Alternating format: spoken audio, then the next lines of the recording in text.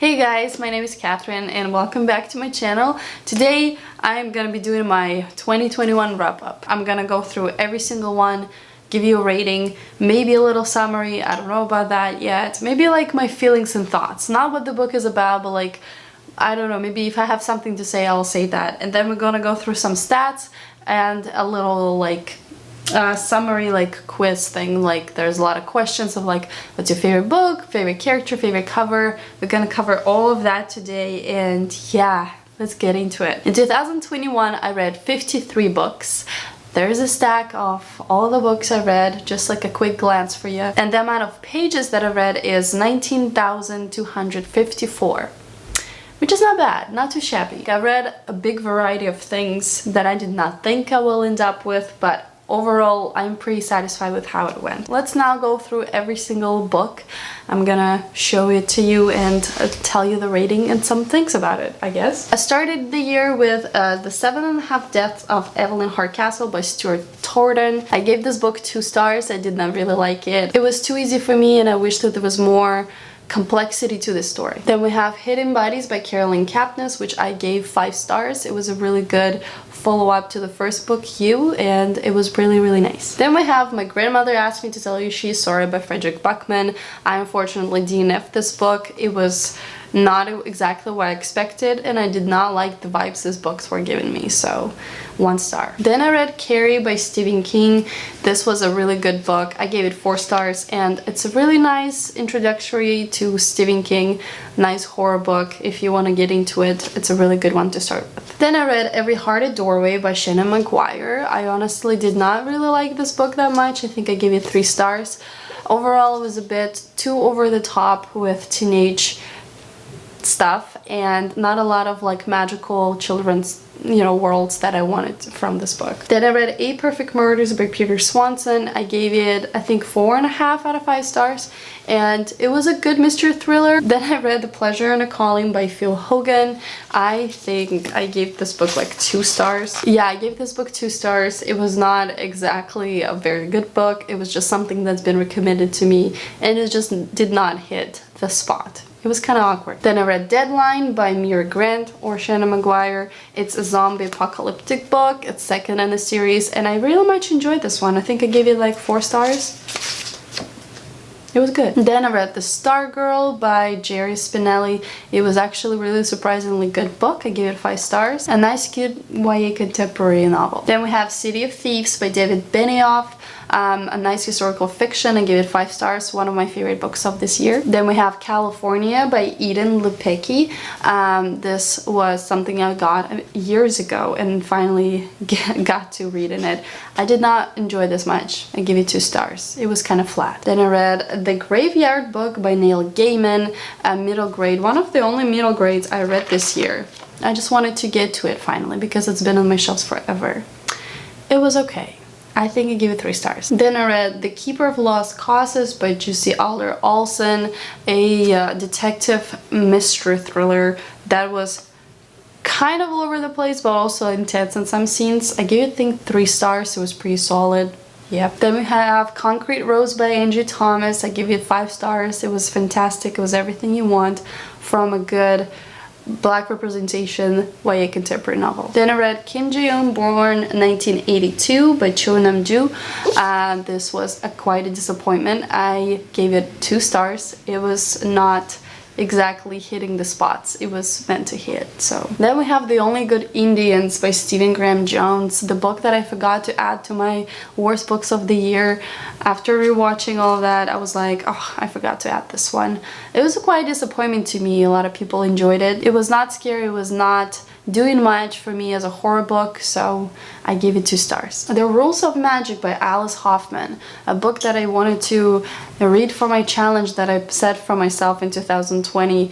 I read it, but the challenge is kind of over. I feel this is a waste of time because I did not enjoy the book. I think I gave it like 2.5 stars. Then we have Lord of the Flies by William Golding. This was also quite a disappointment because it's such a popular book with one of the highest ratings. People enjoy it all over the world. I did not. I feel like it was missing so much information. It was quite short, so it did not do a lot for me. I think I gave it like 2 I give it 3 stars. Then we have A Little Princess by Frances Hodgson Burnett. I read it because my friend recommended this book. It was overall alright. It was a nice story. It was nice morals, but I feel like I read the story 100 times, so I'll give it like 3 stars. Then we have The Stand by Stephen King. The thickest, biggest book ever. What a disappointment. What a waste of time. 2 stars. Do not recommend. Then I read Six of Crows by Labor Dugo. A very hyped up fantasy book, YA fantasy book, and yeah, it was okay. I gave it like 3 stars. By the way, if you see me look inside the book, is that because I glue in stickers, stars ratings, in every book I read, and depend on the color of the star, I know what rating I give the book. Yeah, 3 stars for me. Then we have The Storied Life of A.G. Thickery by Gabrielle Zavin. It was a good book. I feel like a lot of things went over my head. I'm really looking forward to reading this one in the future, but I give it 4 stars. It was quite solid. Then I read In the Shadows by Lawrence Medici. This was an arc that was sent to me to read. It was quite a good experience. I gave it 3 stars. Then I read Atonement by Ian McEwan, and this was part of my book club. It was quite difficult to read, but I think I gave it 3 stars just for the concept and things that were discussed in the book itself. Then I read one of my favorite books, is The Anxious People by Frederick Bachman. It was fantastic. I buddy read it together with my friend, and I highly recommend. It's really good. And then There Were None by Agatha Christie, one of the most hyped up Agatha Christie books out there. I did not think too good of this book just because of the poem, and in the beginning of the book literally spoils everything that's gonna happen in the book. Really predictable, not a lot of mystery, and the main villain I despised. I still give it 4 stars though. In Cold Blood by Truman Capote is another like true crime book that I read for my book club. It was overall good, except that it was very boring and slow-paced, and for that I gave this book 3 stars. Good Girl, Bad Blood by Holly Jackson is another one of my favorite books of this year. I gave it 4.5 stars. It's a sequel and it was quite solid, so I'm gonna continue with the series. Then we have The Perks of Being a Wallflower by Steve Chbosky. Quite short, sweet story, yet it did not say that as much as I wanted it, so I gave it 3 stars. Then we have another disappointment that I DNF'd, In the Woods by Tiana French. Did not click with this book. Honestly, remember almost nothing about it. I gave it 1 star for DNF. Then we have The Turn of the Key by Ruth Ware, a mystery thriller that was quite fascinating because it follows a nanny, and I was a nanny, so it was okay. It was good. It was a buddy read. I gave 4 stars. Solid, I guess. The Guest List by Lucy Foley. Did not vibe, did not enjoy. 2 stars, kind of horrible. Girl Interrupted by Susanna Kaysen, a non-fiction about borderline personality disorder and the girl who goes to mental hospital. It was all over the place, but overall the ending and explanation was good. I give it 3 stars. Another Day by David Levithan, a companion novel to Every Day. It was really good. I gave it 5 stars. What an enjoyment. Station 11 by Emily St. John Mendel. A post-apocalyptic book that I also read with my friend. Overall disappointment, did not vibe with the whole theater stuff. I started watching this TV shows based on this book, and it's just as boring. It's not my vibe. Alatue by Darcy Little Badger that has Native American representation. I wish I liked it much more than I did. I give it 3 stars. Mallory by George Malaman, a sequel to Bird Box. It was really nice, solid. I liked it a lot. Give it 5 stars. They Both Die in the End by Adam Solbera. One of my favorite books of the year. It was really nice, cute, queer YA novel. Final Girls by Riley Sager. A good introductory to Riley Sager's writing. I loved it enough. I gave it 4 stars. Sadie by Courtney Summers. A mystery thriller YA novel that I also buddy read together with another booktuber. It was quite solid, but then I had a lot of problems with the books. I think I gave it 3.5 or 4 stars. Sold to the Sea by Rita Sepetys. What a disgrace to historical fiction. I gave it 2 stars. Do not recommend. Even though it's quite entertaining, it's not really accurate. Jane Eyre by Charlotte Bronte, the only classical novel I was able to complete this year. It was good. I give it 3 stars. Mistborn by Brandon Sanderson. Honestly, forgot I even read this book this year. It was quite forgettable. I don't know what was about this book that did not really vibe with. I give it 3 stars because I don't remember hating it. I just don't remember anything about it. All That Is Solid Melts Into Air by Dara McKeon. Chernobyl power explosion that was not really clearly described. I gave it 1 star because I DNF'd it. Big Little Lies by Leanne Moriarty. Also did not vibe. I DNF'd, give 1 star. It was just too much for my little brain. Finding Chica by Mitch Albom, one of the best nonfiction I read this year. It was amazing. I highly recommend. I give it 5 stars. It's Mitch Albom, yes. Middle Grade by Shen Maguire, 3rd book by Shen Maguire this year. This is a fantasy and it was quite enjoyable. There was a lot of Godhead and universe building that was a little bit over my head, but overall I enjoyed it. I think I give it 4 stars. The One by Joan Mars. It was a fantastic novel, my favorite book of the year. Highly recommend. It's the best mystery thriller with the most messed up things that happen in there. So good. Radio Silence by Alice Oseman. It was not quite what I expected, but I enjoyed it. I give it 4 stars or 3.5. Somewhere around there. Then we have Gathering Blue by Louise Lowry, a companion novel to The Giver. Really glad that I got to get to this year, even though my enjoyment was less than of The Giver. I think I still give it like 3.5, 4 stars. And the last physical book I can show you is The Best American Comics of 2008. It was okay, it was good, it was 3 stars, I guess, it was fine. And the last 2 books that unfortunately wasn't able to get from the library that I read as audiobooks is Get Your Shit Together by Sarah Knight. I love this book enough, I gave it 4 stars. It's a self-help book, how to get your life on the right path. It was really good. And another one is Unfuck Your Brain by Faith G. Harper, which I also gave 4 stars for really decent and nice information about how to deal with your anxiety and depression and things that you cannot control. And this is it. That's all the books I read this year. What is my most read genre? I've counted and I have 19 mystery thrillers, horrors. I put mystery thriller and horror in the same genre because it's kind of giving me the same vibe.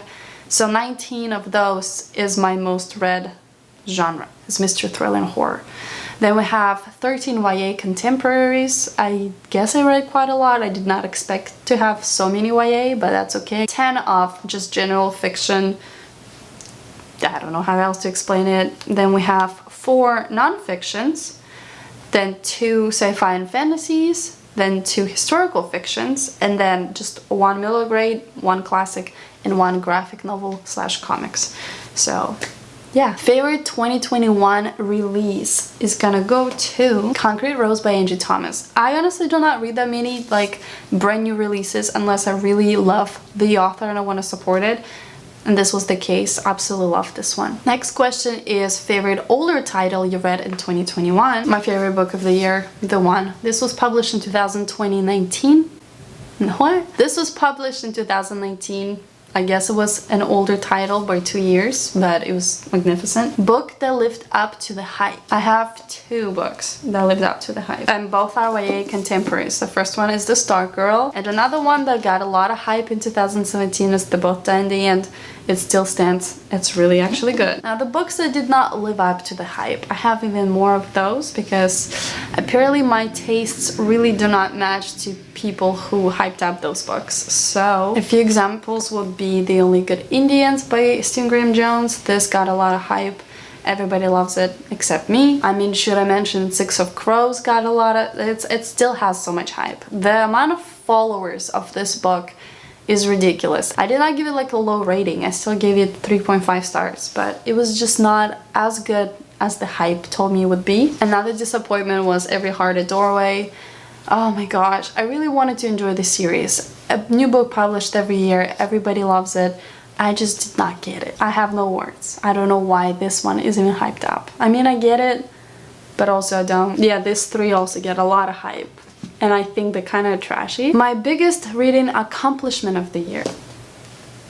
This is my biggest reading accomplishment. Let me check how many pages. 1436 pages. Wow. My favorite character. This one was hard to pick from because I loved so many. I mean, Maverick from Concrete Rose is phenomenal, but I'll have to go with A from Another Day. The spirit of this person who just deeply cares and doesn't have to be defined by a gender. My least favorite character. That's really easy. A grandmother. from this book that ruined the book for me. Book with the most surprising moment. Every page is surprising. Every page is shocking. There's so many plot twists and things that are happening. That's not a moment. There are moments, many moments. Favorite writing of the year. My favorite author, Mitch Albom. I love the simplicity. I love the prose. I love how he's able to deliver so many emotions and feelings and tell the story in a beautiful way. I can't think that anybody can overdo Mitch Albom. The book you pushed the most people to read. The one. I literally made my whole surroundings, all my friends, read this one. But then the book you've recommended the most. I want to say Anxious People. I hope that after my review, a lot of people were like, oh, this actually does sound good and I really want to check it out. So if you haven't yet already, I highly recommend you to read this one. Please. Favorite newly discovered author? John Mars. I'm literally gonna be binge reading all of his books this year. This year, yeah. Favorite cover. Now this is hard because I do love a lot of book covers that I read this year, but I just have to go with the Both Die in the End. I just love the colors, I love the setup, I love that their shadow turns into death. I just love so much representation of what this book actually is. I think it's beautiful. Book that made you cry the most. Finding Chica by Mitch Albom.